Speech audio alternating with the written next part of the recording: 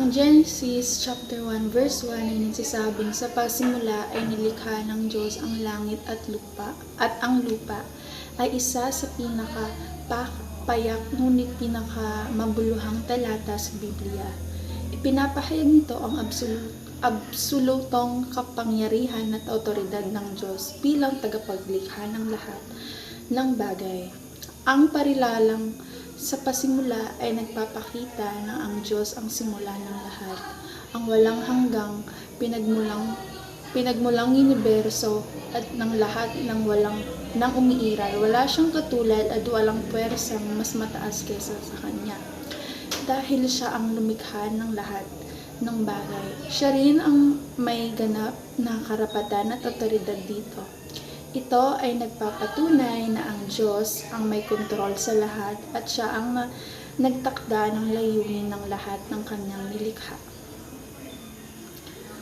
Ang talatang ito naman ay nagtuturo ng maraming mahahalagang bagay o aral para sa ating buhay.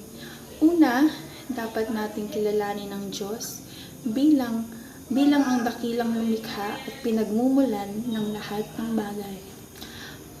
Ang pag-amin sa kanyang kapangyarihan ay nagtuturo sa atin ng pagpapakumbaba dahil tayo ay nilalang lamang.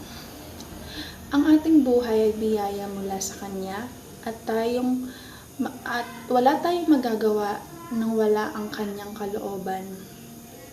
Pangalawa naman, ang talata ay nagtuturo ng pagtitiwala dahil ang Diyos ang may likha ng lahat. May plano siya para sa kanyang nilikha at maaasahan natin na ang kanyang mga plano ay para sa ating kabutihan. Sa kanyang pagiging makapangyarihan, alam niya ang pinakamainam para sa atin at sa sanlibutan. Pangatlo, hinahamon tayo nitong pahalagahan at respetuhin ang lahat ng nilikha ng Diyos. At hindi lamang tayo intusan ng napangalagaan ng kalikasan at mga hayop kundi pati ang ating kapwa-tao sapagkat lahat ng ito ay bahagi ng kanyang nilikha. At higit pa rito, ang Genesis chapter 1 verse 1 ay nagbibigay ng pundasyon sa ating pananampalataya. Ang pagkilala sa Diyos bilang lumikha ay nagpapatibay sa ating paniniwala na ang mundo ay hindi nagkataon lamang, kundi may mataas na layunin sa gitna ng mga pagsubok.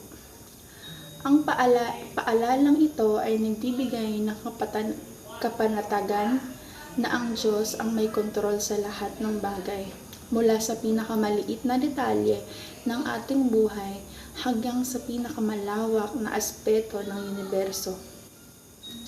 Ang talata ay hindi lamang tungkol sa nakaraan, kundi ito rin ay isang paalala na ang Diyos ang pinagmulan ng ating pag-asa at lakas sa kasalukuyan at sa hinaharap.